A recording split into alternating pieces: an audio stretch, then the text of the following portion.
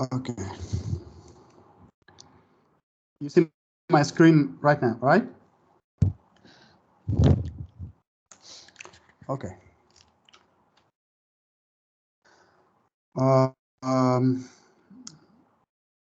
Good day, everybody, and welcome to this lecture.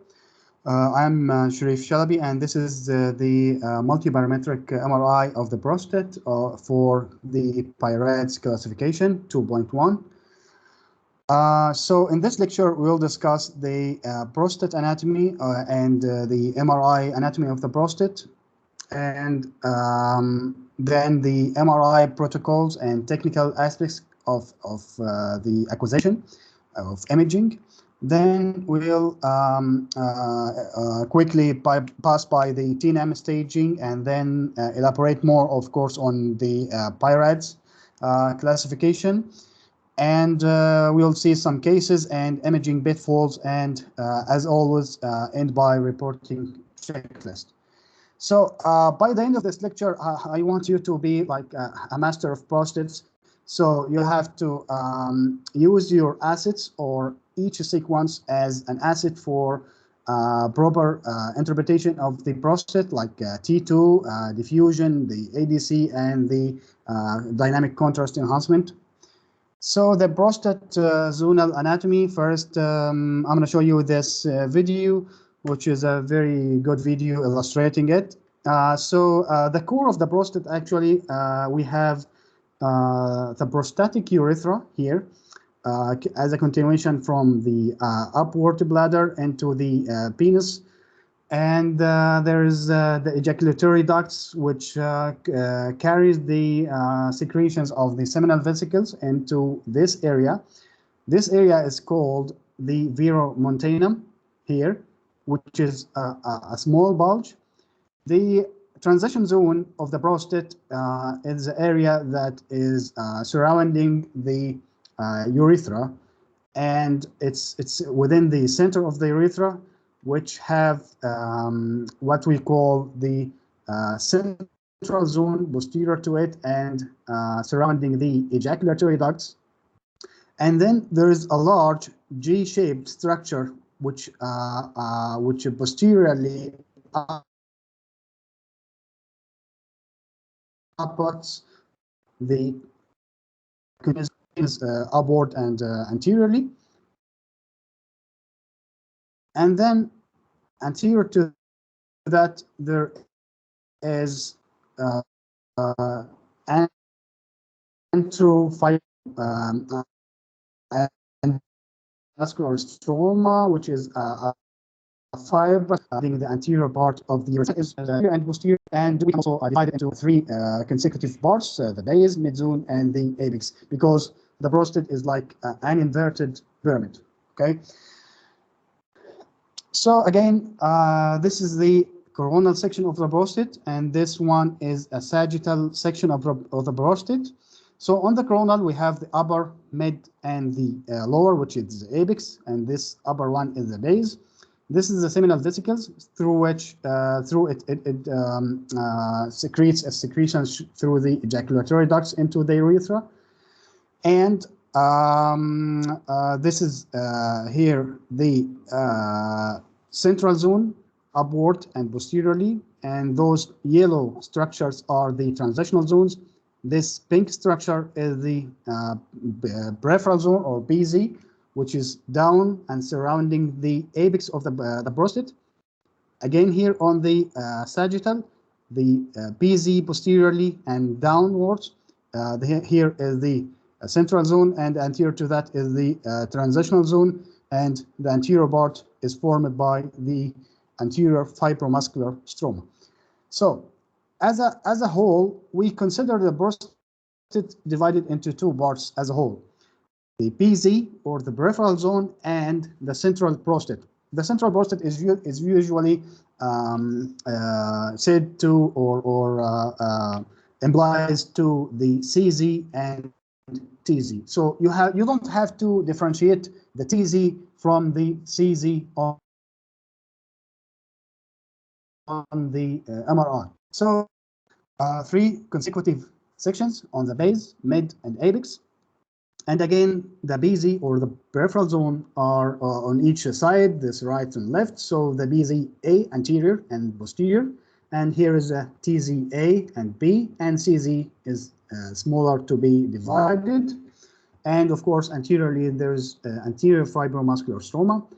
Down there, you can see the peripheral zone starts to enlarge while the transitional zone and the anterior fibromuscular stroma starts to be smaller, and the CZ disappears. So the BZ here is divided into BZA, BZB, and BZM, which stands for median. And the TZ is A and B, anterior and posterior, and here's the AFS. Then down there, which in the apex, which have most of it composed by the BZ, here BZA, B, and M, and smaller parts of it composed by the TZ and AFS. So this area is a dangerous area. Why? Because most cancers or some cancers can hide in the apex of the prostate, which is an area that can get overlooked by being smaller in size. Some can have some volume averaging on the MRI.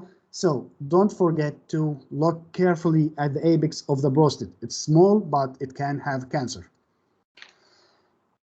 Then the MRI anatomy, and let me show you this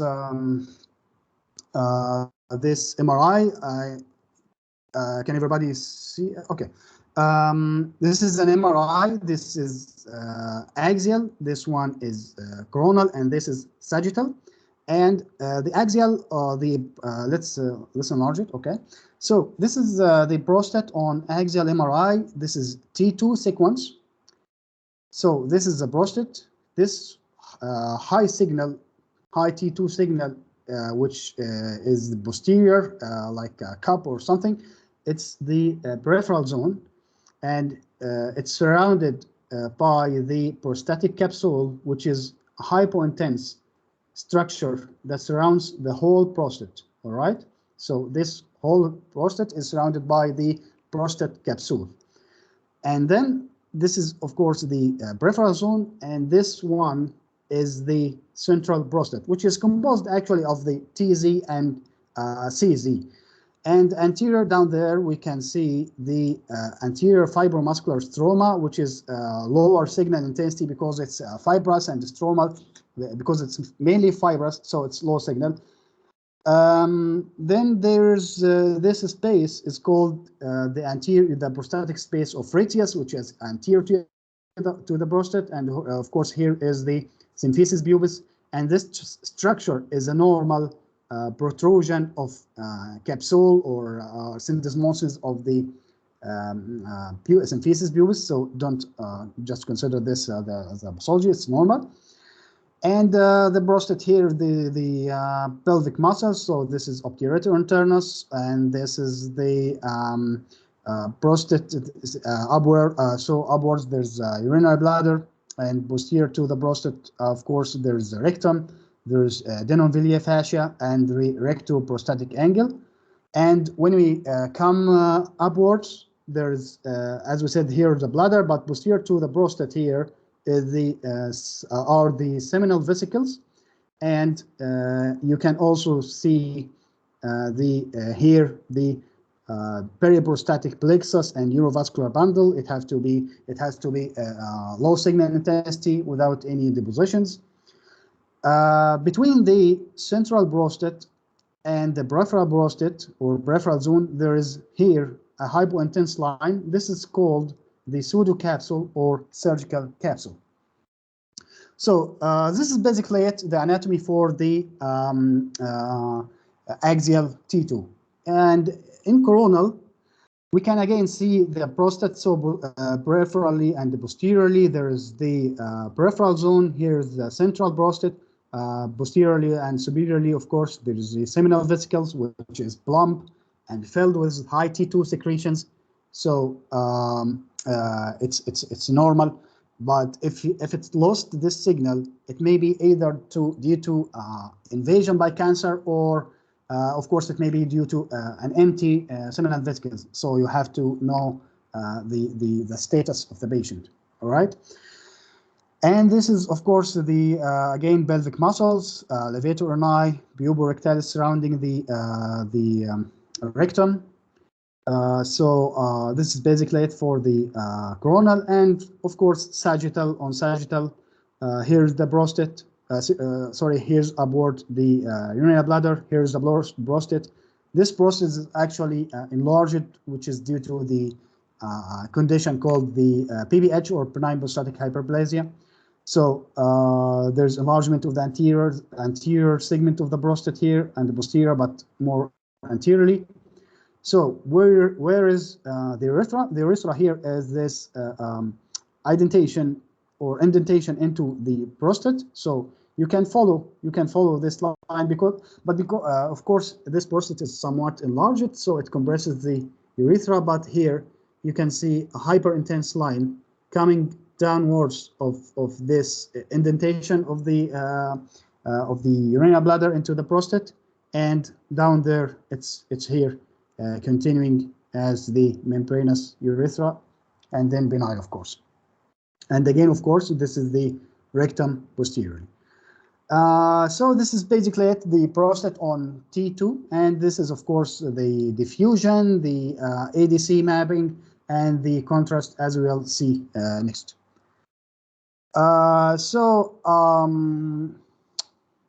You have to use the 2D acquisition of the prostate. But sometimes this one, which is the 3D acquisition of the prostate, can be beneficial in some cases, because it can help you alleviate the effect of volume averaging, and can detect smaller nodules. But of course, it would have been it would be of less contrast resolution, but of course higher spatial resolution. So this is the way to measure the prostate. You have to, in axial, you have to measure the whole width of the prostate. This is a transverse diameter, including the peripheral zone. And those are the longitudinal and AB diameters, measured better on sagittal. Here you can involve the prostate, the whole prostate, from the most cranial to the most caudal of the PZ. So do not forget to include the peripheral zone in your measurement. And this is, of course, the largest width or largest AB diameter of the prostate. So then we will talk about the MRI protocol and technical aspects to acquire each sequence. So the sequences used for the MRI of the prostate are: first, T2 weighted images have to be acquired on axial image, fast spin echo. You have to acquire it either orthogonal or oblique. So if we have the prostate like there, you have to acquire it either oblique to the prostate like there, okay, or it can be orthogonal to the body itself. So either way is accepted. Then you have to acquire a T2 coronal and or a sagittal fast spin echo. So PI-RADS 2.1 states that you have to acquire an additional orthogonal view, either coronal or sagittal, in addition to the main axial one, or both, of course. Then there is a high p-value diffusion weighted images. It have to be more than 1400 seconds per millimeter square. Better you have to acquire 14 or more, like 1600, but it wouldn't be sufficient to acquire something like 800 or less. This is not adequate for PI-RADS 2.1. And you have to then acquire the ADC map out of your diffusion. After that, there's, of course, T1 axial with or without fat set, and the T1 is very beneficial to detect first lymph nodes, then the extraprostatic invasion or involvement, and involvement of the periprostatic plexus and neurovascular bundle. And of course, you have to look for bone on it if there's metastasis. Then there is, of course, the dynamic contrast enhancement, which if there is like cancer on the prostate, it would shows an early avid enhancement. And finally, or eventually, there is a large field of view T2 to aortoiliac to acquire a general view of the pelvis. So those are basically the sequences required for the imaging of prostate. So there's, first of all, before proceeding, I'd like to just clarify three different things. So Gleason score, PI-RADS, and TNM staging. Gleason score basically is a pathological classification. So it depends on the presence or absence of certain types of cells. Either these cells are starting from 1 to 5 according to the degree of de-differentiation from the normal cells, of course. So 5 is the highest. So it's basically you combine the two most abundant types of cells. So like maybe it's like 4 is the most abundant type of cells, and 3 is the second most abundant. Then you combine them, which will like be 7. So 4 plus 3 equals 7, and 3 plus 4 equals 7. But this one is more dangerous or more aggressive than the 3 plus 4, okay? And of course, then there's the ISUP, which is the International Society of the Urological Pathology, which is a classification of Gleason score, so they categorize the Gleason score accordingly. So those are basically pathological classifications. Then the second one is the PI-RADS classification, which is actually our radiological classification according to the likelihood of presence or absence of a cancer. Then there is TNM staging, which is like any other tumor. The prostate here, according to the the tumor, if it's confined within the prostate, if it shows extraprostatic invasion, or if it causes have lymph node, or it has a metastatic potential. So the TNM, like any other classification, like any other tumor in the body. So those are three different things that you have to be clear about. So the MRI technical specifications of each sequence. So first the T2 images, you have to acquire slice thickness of thin slice acquisition at 3 millimeters, gapless, without gap, and of course the imaging planes have to be the same for diffusion and dynamic contrast. So of course you have to stabilize your patient and your acquisition field. Then the field of view should be 12 to 20 to cover the prostate and seminal vesicles. This can be acquired in 2D acquisition and of course a 3D acquisition, which is acquired as isotropic, of course, voxels. This is useful for distinguishing between some lesions for some cases that needs a problem solving, or to leverage or to alleviate the effect of partial volume averaging. Of course, it have better spatial resolution but less soft tissue contrast resolution. This is 3D. Then the T1 images.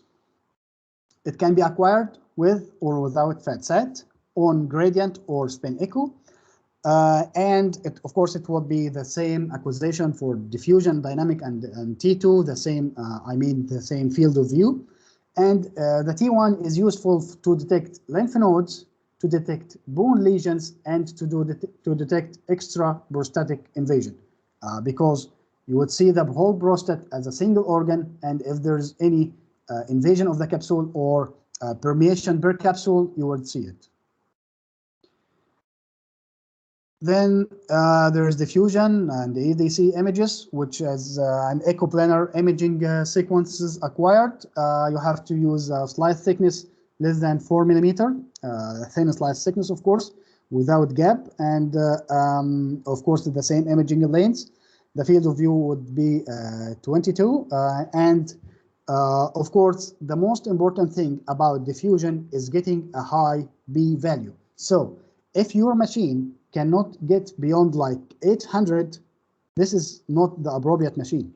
If your machine can get more than 1400 to 1600 second per millimeter square, this is the appropriate good machine for performing the MRI. And after that, the ADC, which is you can acquire it from the calculated from the diffusion. You have to calculate the EDC at diffusion less than 1000, because of course it would reduce the effect of diffusion kurtosis. And another thing about it is you have, of course, to correlate between the ADC and diffusion to detect the restriction of diffusion. After that, there is the DCE, or dynamic contrast enhancement. You have to acquire temporal resolution less than 15 seconds per acquisition to maintain or to acquire a good imaging of the contrast to detect the, because actually the prostate cancer have a fast or quick acquirement of the contrast. You can use it with fat or with suppression or subtraction, which is very recommended to eliminate the unnecessary signal. And it would be better to use the gradient. The slice thickness would be 3 millimeters, gapless as usual, and you have to acquire images that cover field of view of the prostate and seminal vesicles. Your observation rate should be more than 2 minutes, so continuous 2 minutes of imaging, and the injection rate, of course, 2 to 3 centimeters per second. So there's actually two important questions about the patient preparation. So, do you need an endorectal coil to perform an adequate PI-RADS 2.1 compatible? The answer is no. You do not need an endorectal coil, because the pelvic or the cardiac coil that's used routinely in the prostate imaging is very sufficient to acquire a very good diagnostic compatible image. Second question, do I need a 3 Tesla machine? The answer is no. The 1.5 is very enough. Of course, 3 Tesla would have some better fine details, but it's more of composing more artifacts, and as we will see later. So the PI-RADS 2.1 classification categories, which is ranging from 1 to 5 according to the possibility and to the likelihood of cancer. So 1 is very low until we reach 5 of very high, which is clinically significant cancer. So if you have been using PI-RADS 2.0 for some time, and you now are shifting to the PI-RADS 2.1, so you have to know the changes. But if you are like brand new to the PI-RADS 2.1, so this is like a clean sheet for you. So there's some changes. As we mentioned, the T2 have to be performed in axial and an additional orthogonal plane, as we said, either coronal or sagittal. And the diffusion, you have to acquire it for high P values. The dynamic contrast enhancement, the temporal resolution should be less than 15 seconds. And of course, they modified some terminology and some classification nomination in each of the for T2 on a score of 1 and 2 in transitional zone, and for diffusion of score 2 and 3. Okay, so there are some minor difference. It's better for the diagnosis and for the interpretation of the classification of the lesions. So let's clarify something before we proceed. So PI-RADS on T2, T2 is the king in transitional zone. So the T2 and the diffusion scores, if you have both the scores, the one that trumps out or weighs out the other is the T2. That's on transitional zone, as we will see later. So this is the T2. This is the transitional zone of the prostate, and this is the classification. So score number 1, which is a normal appearing transitional zone, or you have like a completely encapsulated nodule. So this one is a completely encapsulated nodule. Second one is a completely encapsulated nodule or homogeneously circumscribed nodule without encapsulation, like this one, very typical for that. Or you have to see an homogeneously mildly hypointense signal between the nodules. So either one of those is considered a 2. Then the 3, which is a heterogeneous signal intensity nodule with obscured margin. So it have to be obscured margin, contrary to the other one, which is like 2 and 1, which are circumscribed nodule, as we see here. So this one is obscured or ill-defined, as we say, nodule.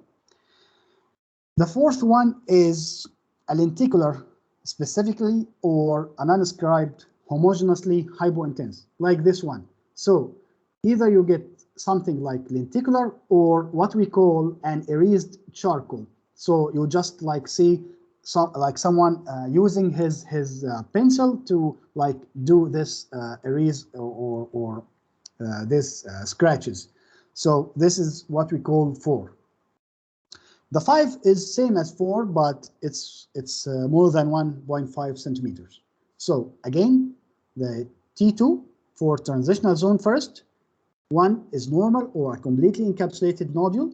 Second is an encapsulated nodule here, or circumscribed nodule. Third is a nodule with obscured margin or ill-defined margin, hypointense of course.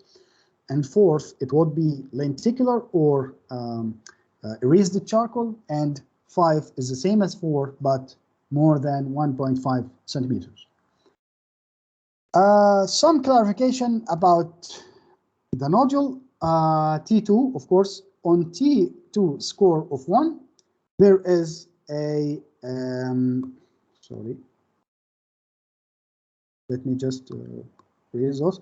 So T2 1, this is a completely encapsulated nodule. So you have a capsule surrounding the whole nodule. The score of 2 shows a homogeneous circumscribed capsule, but without circumscribed nodule, but without a capsule. So this is a very well-defined nodule, but no capsule.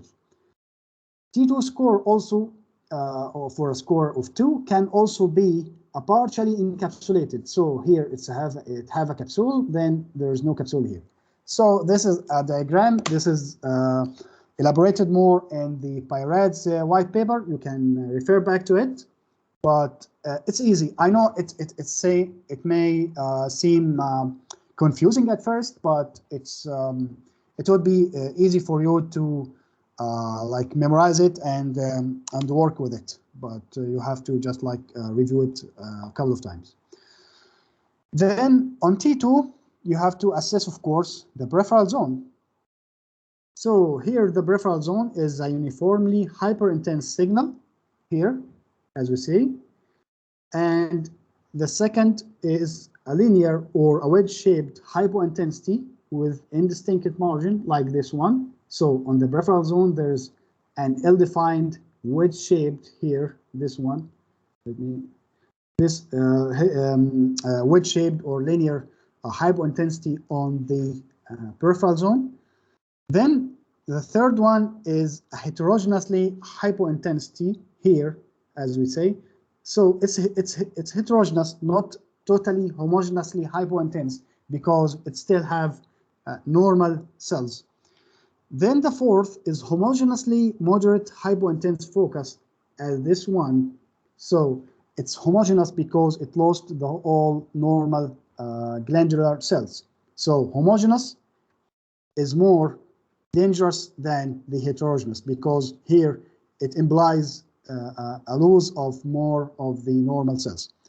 And 5, as usual, it's the same as 4, but more than 1.5. So this one is larger than 1.5. So this is T2 for assessment of the peripheral zone. Then the PI-RADS for diffusion. And diffusion is the king, or the main determinant of classification in peripheral zone. So if you have a nodule that have here that have a score on T2 as 3 and on diffusion as 4, so like this, it's in the peripheral zone. So of course you have to assign it a 4 or more accordingly, because the diffusion is the main determinant in the peripheral zone. Don't worry about this if you cannot like get this clearly, because I'll show you some examples later. So the diffusion is the same for peripheral zone and transitional zone assessment. So it's like here the same table or the same criteria. So first, this is the peripheral zone assessment. So normal peripheral zone first. Second, there's a linear wedge-shaped hypointensity, and in ADC, which have the concordant hyperintensity on diffusion. And then the third is focal hyperintensity in diffusion and hypointensity on the ADC. This has to be either mild or moderate or marked. So let's say if it's marked on the ADC, it have to be mild on diffusion. If it's mild on diffusion, it have to be marked on ADC. So, but not both. You have to see a focal hypointensity on ADC or diffusion, but not both. Then the 4 is a focal markedly hypointense on both ADC and the diffusion. So this one is markedly hypointense on ADC and markedly hyperintense on diffusion. So this is the difference between 4 and 3. The 4 both have to be markedly of signal intensity changes, but 3 is to be markedly on either ADC or diffusion. And then, as usual, 5 is the same as 4, but more than 1.5. Here is larger one, markedly hyperintense on diffusion, markedly hypointense on the ADC, and more than 1.5. And this is the assessment of the diffusion on the transitional zone. So here is normal transitional zone. Here is a linear or wedge-shaped hyperintensity, and here is a focal hyperintensity, hyperintensity on diffusion, hyperintensity on ADC, but not both. So mark it on either one. And this is a lesion here, which is focal and markedly hyperintense on ADC and hypointense on both ADC and diffusion. I mean, and 5 is the same as 4, but more than 1.5.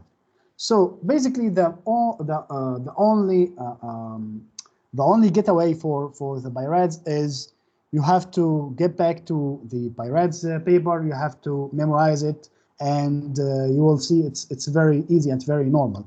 It's a logical classification, so no worry about it. Then the PI-RADS classification for the DCE. Actually, DCE is like an incremental or decremental, having an incremental or decremental rule within the PI-RADS. So it's basically either negative or positive. So what is the negative for DCE? The negative for DCE is, of course, if you don't have any enhancement of the prostate, or if you see a diffuse enhancement of the prostate without enhancement of a specific nodule that is corresponding to a lesion on T2 or diffusion. Okay, so those are negative. Then the second probability is being a positive. So the positive is a focal and early enhancement of a suspicious lesion that's corresponding to a lesion on T2 or diffusion. So this is an example. So this is an area, a large area in the right peripheral zone of enhancement. But you can see here also there is bilateral symmetrical enhancement of the transitional zone.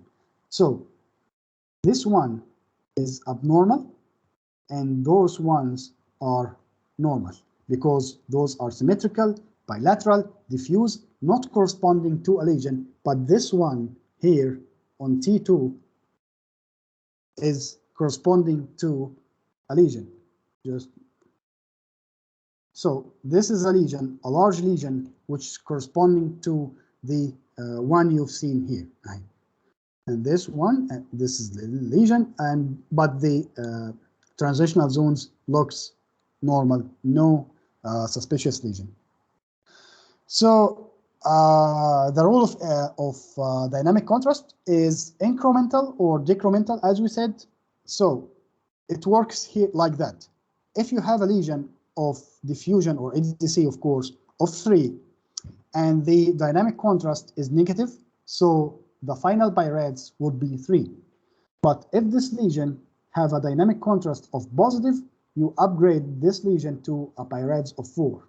But if you have a lesion of 4, it's still 4. So the DCE wouldn't have any role in this. Okay. So again, this is like the same thing. The peripheral zone here, the main determinant is diffusion. The transitional zone here, the main determinant is T2. When assessing on the peripheral zone, so if you see a score of 3 with negative DCE, so PI-RADS is 3. If positive, PI-RADS is 4. Here, a similar thing.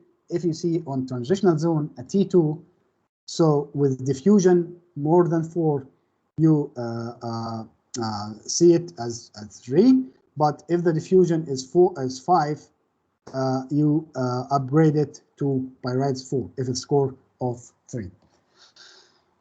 The term markedly in PI-RADS is defined as more pronounced signal according to the same zone. So if you see a lesion here, you can, well, it actually needs some experience and some reading a lot of prostate, but you would get it finally to know the way how to differentiate between a mildly or a moderately or a markedly hypo or hyper intense. And a second is if you see some capsule, some PBH capsule that can be extruded into the BZ, do not consider this a cancer. This is a normal finding. It's it has a PI-RADS classification of 2. So this is normal to have a PBH nodule which can extrude into the BZ. And of course, as we said, the DCE can be better used with fat sat or subtraction. And DCE is, of course, or the contrast is essential for detection of the local recurrence after treatment. This is a very good rule for DCE. So this is a very important slide. I'd like to clarify this for you. You have at this point, you have to be aware of this. The T2 or diffusion or ADC, of course, subscore is not the final PI-RADS score.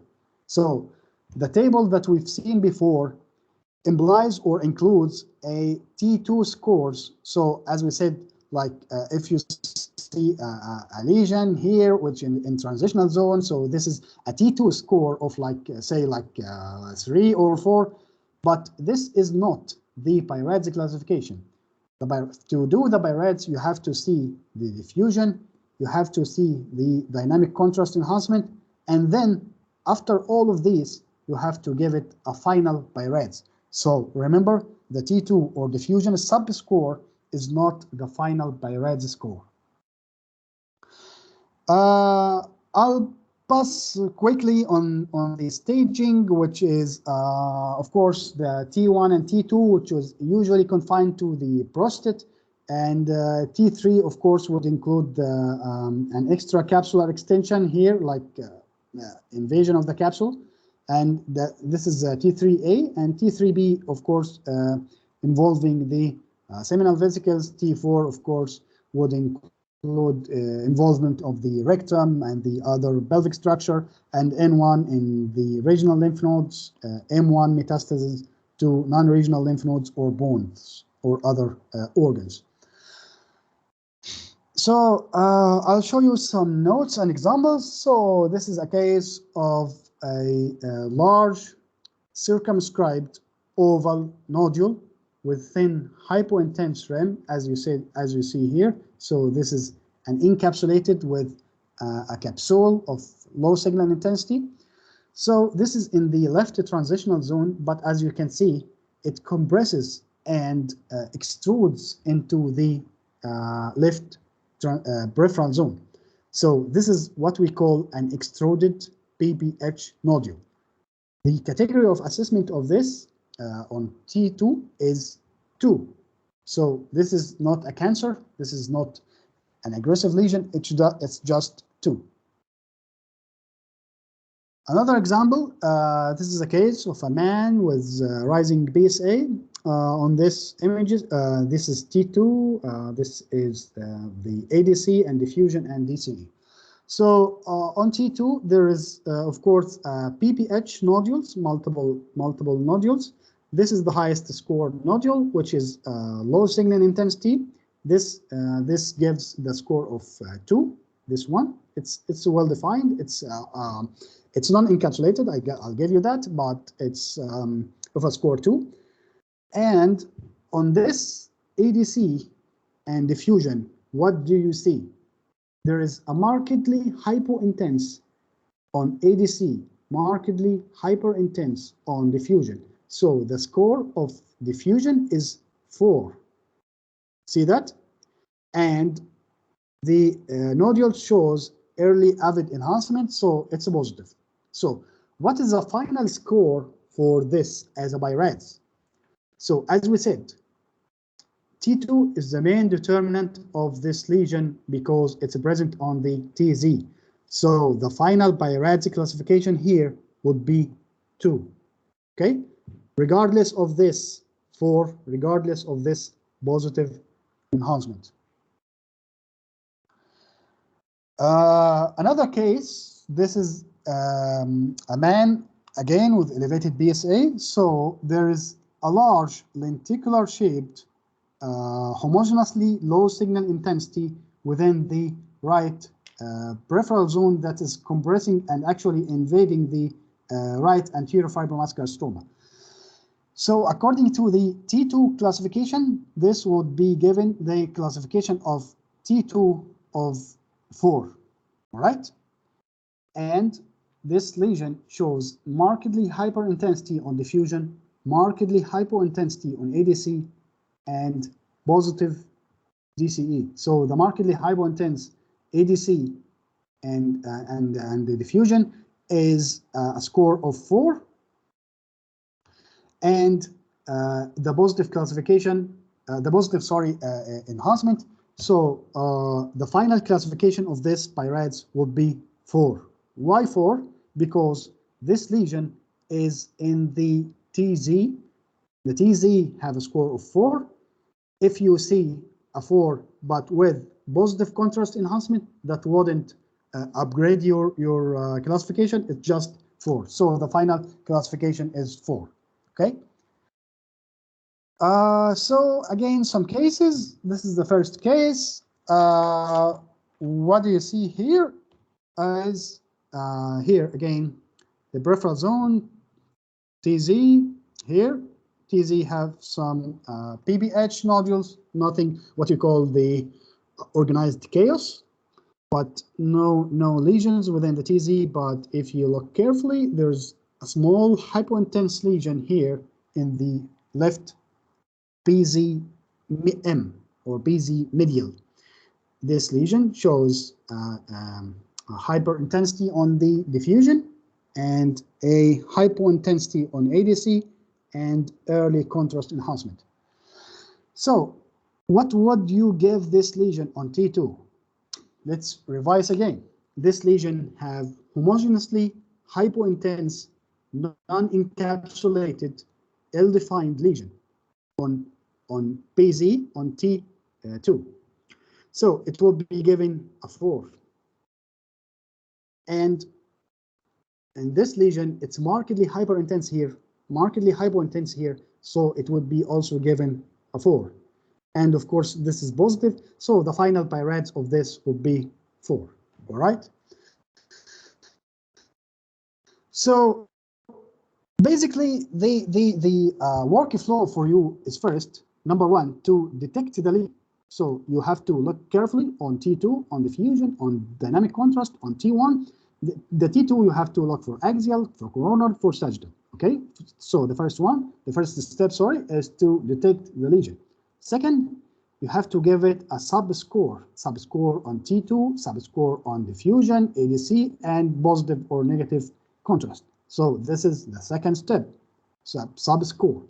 And third step is to give it a final score of PI-RADS according to your summation, your incremental summation with T2 diffusion and dynamic contrast. So accordingly, you give it a score. Then don't forget the other additional things that you have to look for. You have to, of course, look for if there's extra prostatic involvement, if there's seminal vesicle involvement, if there's bone or metastasis, and if there is any lymphadenopathy. So do not forget that. And we will see on the full checklist for you on the reporting checklist and the final slide to report the PI-RADS according to the classification. So this is the solution, the answer of this case. It's a 4 here. The DCE, the T2, sorry, is 4. The diffusion 4, of course, and DCE is positive, so this is a 4. The second one is here, T2, ADC, diffusion, and dynamic contrast. So what do you see?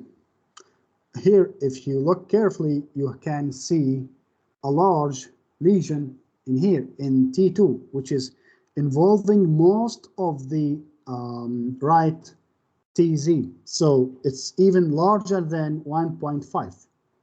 Right? So this lesion on T2, so it's more than 1.5, so you don't have to think a lot. So it's a T2 score of 5. All right? And then on ADC and diffusion, it have markedly hyperintense or hypointense on ADC, markedly hyperintense on diffusion, so it's also 5. And it's positive enhancement. So the final score here would be PI-RADS 5, right? So I think the picture starts to clarify somewhat for you right now. So again, this is 5, as we said. The third case is a lesion. Let's look carefully. You see here a lesion on the right TZ, the anterior fibromuscular stroma, and extends to the other side involving the left TZ. This lesion is, of course, if you measured it, it will be more than 1.5, so it's a T2 score of 5.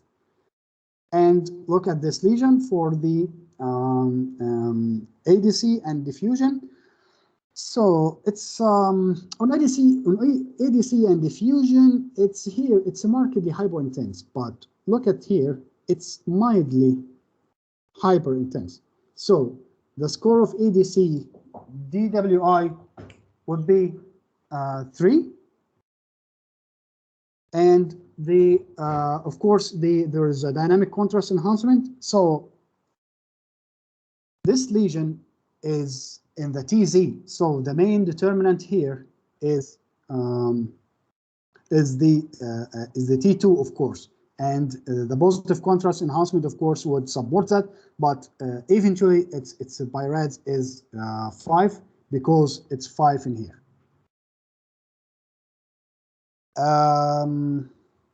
Okay, so the fourth case is a lesion which is sorry. Oh yeah, yeah. It's a very small lesion in here in the right BZ. So it's a well-defined capsule. You may see some partially capsulated lesion. So we can give it score of T2 of 2. And on diffusion, it's mildly hypointense in here and markedly hyperintense in here. So the diffusion ADC score for this lesion would be 3 because it's here it's markedly hyperintense, but here it's not markedly hyperintense. And the dynamic contrast is positive. So what do you think this lesion will be? So this lesion, first, it's in the peripheral zone. It's of a score of 3 on diffusion, but positive DCE. So what do you think this lesion will be? As we said, remember, it would be PI-RADS 4 because positive DCE upgrades the 3 diffusion to 4, all right?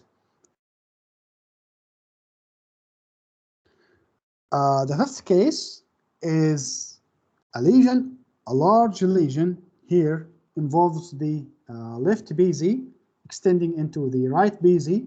So it's more than 1.5 with markedly hypointense, ill-defined lesion, homogeneously hypointense, as I said. So it's on T2, its score is 5. And on DC, on ADC and diffusion, it's markedly hyperintense in here, markedly hypointense in here. So it's diffusion of 5 because, of course, it's 4, but it's more than 1.5, so it's 5. And this is positive contrast enhancement. So it's basically 5. You don't have to think a lot about this.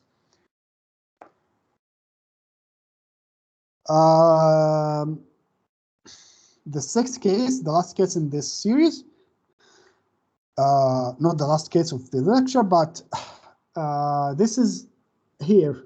What do you think this lesion is? So this is one of the pitfalls of the prostate imaging is this is not a lesion. The midline, low signal intensity, linear or wedge-shaped midline in the peripheral zone is not a lesion, even though it may be showing hypointensity on T2, hypointensity on ADC, and may show even hyperintensity on the diffusion. But this is what we call a capsular thickening or a stromal thickening, or we call it like a pseudo lesion. So this is basically a T2 1, dynamic diffusion 1. So this is a PI-RADS 1. This is not a finding. This is what we call a pseudo lesion. So do not fall in the trap of this and count it as a lesion. All right. So some couple of interactive cases. So this lesion is sorry. Let me. This is a case here. The T2 axial, as we said. Here is the prostate, and what do you see? There is a large lesion in here, which shows a large lesion in the right TZ extending to involve actually the periprostatic invasion, as we said, as we see here. So it has an extra prostatic invasion. So how do you know the extra prostatic? There's no clear line surrounding the prostate. This lesion again is seen here on the diffusion as a markedly hyperintense lesion. It's more than 1.5 actually. So let's measure it. Yes, I guess. Yes, it's 2.1. This lesion was a PI-RADS 5. Another case, this case was actually of a man who have underwent a transurethral radical prostatectomy. So he removed a part of his prostate. So in this prostate, you see a large defect in the midline, that one. All right. So you have to look for any residual cancers. And basically, there is here in the TZ, there is diffuse hypointensity, but no definite lesion. Again, those are seen again on the diffusion as markedly hyperintensity and markedly hypointense on here on the ADC, but this is actually can be a normal finding. It can be assigned a PI-RADS of 3 because this is 3. This is hypointensity, somewhat heterogeneous, ill-defined on T2, and the T2 is the main determinant of imaging on the TZ. So it's basically a 3. So don't worry about it. You have to make a regular follow-up for this patient. So there's nothing to worry about actually. So this is the case of TURP, transrectal or trans urethral radical prostatectomy. This is the third case, which here the axial T2. There is here, as you see, a large lesion, hypointense lesion involving the right TZ extending to involve the anterior fibromuscular stroma. So this is a very important case because the anterior fibromuscular stroma actually is a stromal or is a fibrous area. So it would have a low signal intensity, and the cancer is a low signal intensity. So this is an area which in which the cancer can hide. So scrutinize this area carefully for any sign of cancer. So here there's a large cancer, which can be assigned to a PI-RADS of sorry, a T2 score of 4 because it's a large, ill-defined, homogeneously hypointense. So it's a 4 T2, and look for it on the ADC. It's here again hypointense on ADC and markedly hyperintense on the diffusion, and it shows a, I guess, well, it's basically, yes, it can show some faint enhancement, but anyway, it will be assigned a PI-RADS, a final PI-RADS of 4. So this is, of course, a suspicious lesion. So let's get back to the final part of this lecture. So the pitfalls of the MRI of the prostate, because of the the prostate is a large, a complex organ. It have a complexity of the anatomy and the high variabilities, and there's an overlap between the benign and malignant. So there's many pitfalls, and of course the MRI sequences. There's a lot of sequences, and many things can go wrong. Right.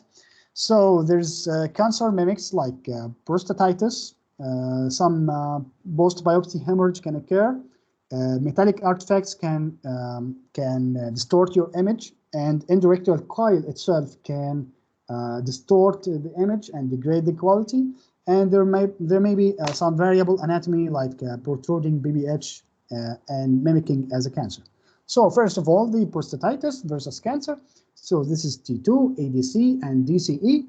As we said, this is very typical to be a cancer. So it's low on T2 on the peripheral zone, right peripheral zone. It's high, so low on ADC, and it shows contrast enhancement. But that was actually a granulomatous prostatitis. So how to differentiate between the prostatitis and the cancer? You have to know the clinical history. If there is a patient who have been treated and re-imaged, etc. So you have to ask about the history. So this is basically a simple table to differentiate between both. But of course, there's an overlap between both. You can review this table. Second mimic is a post-biopsy hemorrhage. So the post-biopsy hemorrhage can be low on T2 and low, so showing a restriction of diffusion, but on ADC it would show a high T1 image, high signal on T1. So you have to always look for T1 to detect if this lesion or a hemorrhage. And of course, you have to ask the patient if you have a recent biopsy or something.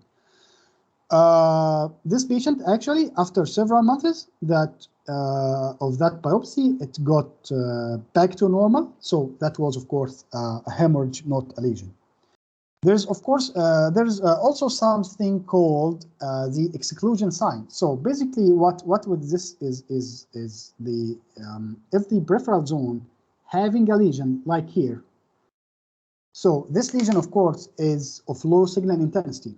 So if the prostate have hemorrhage, it would be mostly in the prostate, but it wouldn't involve the lesion itself.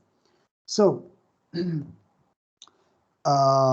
lesion, because the lesion is firm, so the hemorrhage can occur in the peripheral zone, but exclude the lesion itself. So you would see this very good on T2, all right? There is also some mimics between the fibromuscular thin bands, which is normally seen in the PZ, and some uniformly thick or irregularly thick bands, that is cancer.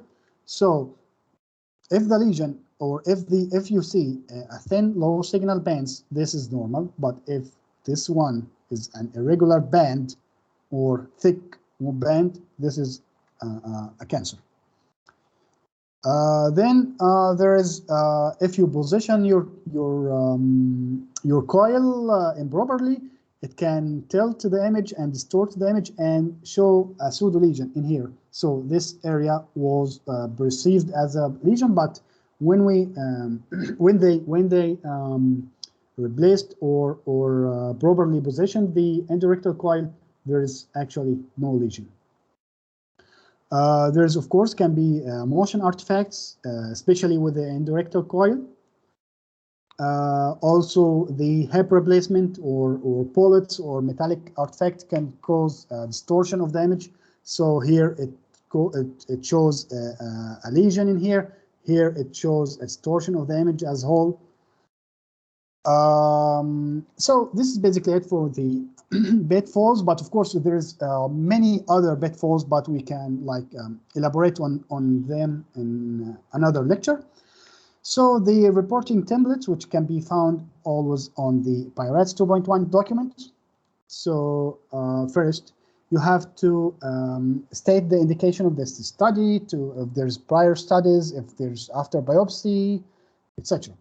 And the technique, if you used any sequences, if there is a deviation of the normal sequence of the sequences mentioned in PI-RADS 2.1, and if there is a comparison, and the findings, you have to measure first the size of the prostate and the PSA density, which is the PSA level divided by the volume of the prostate.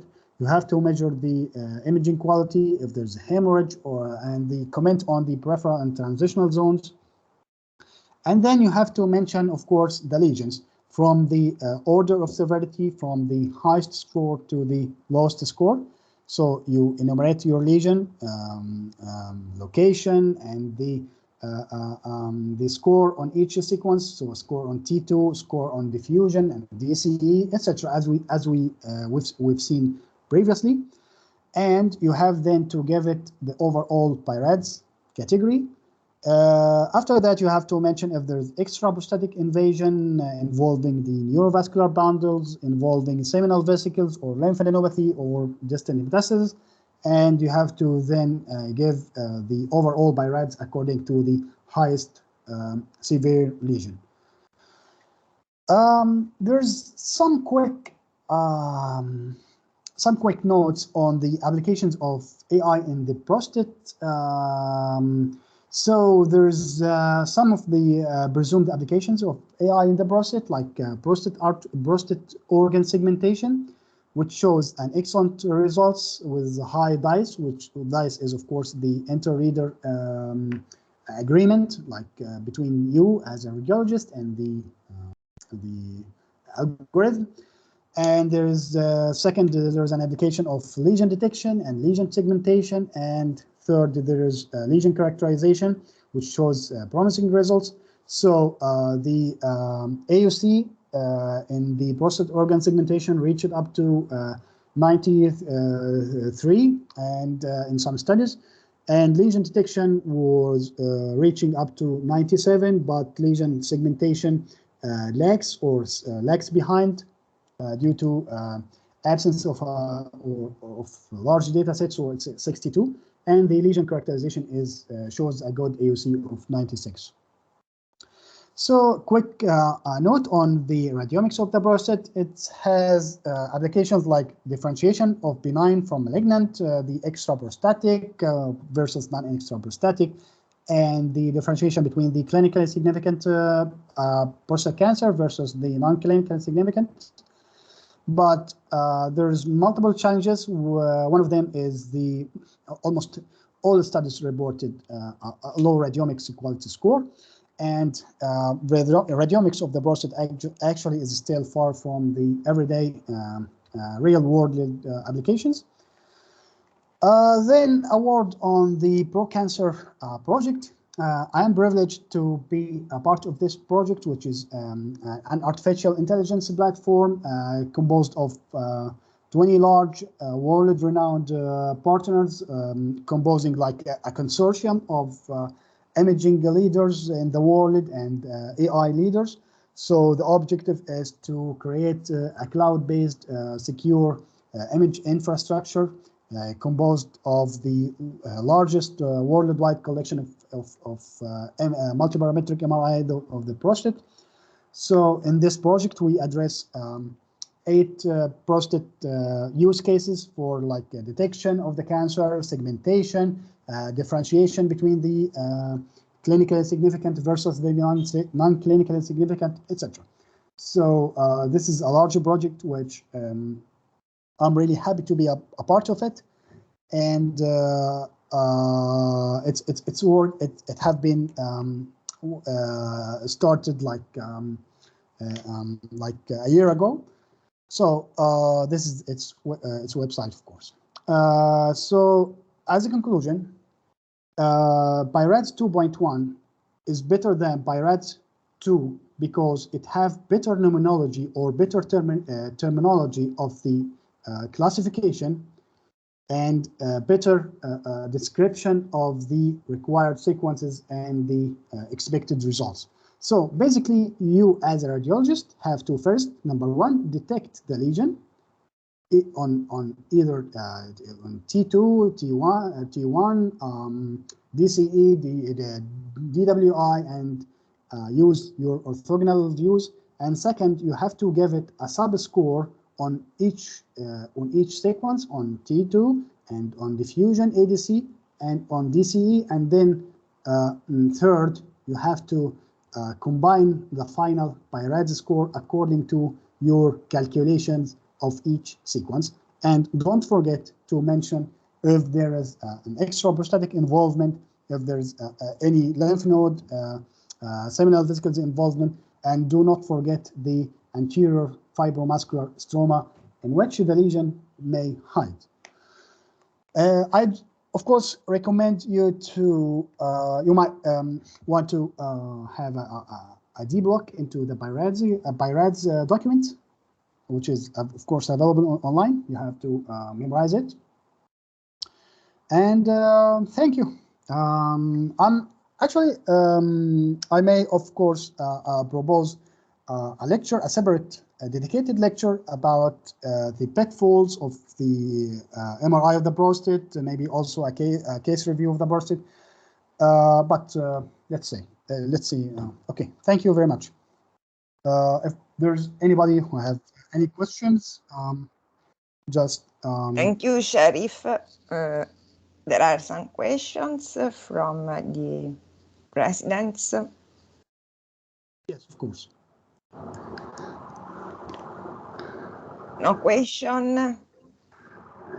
Was every topic clear?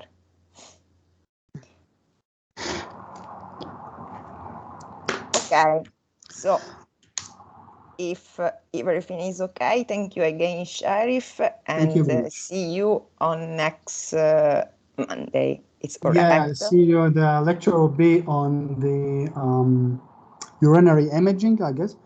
And if you please, guys, if you just can fill the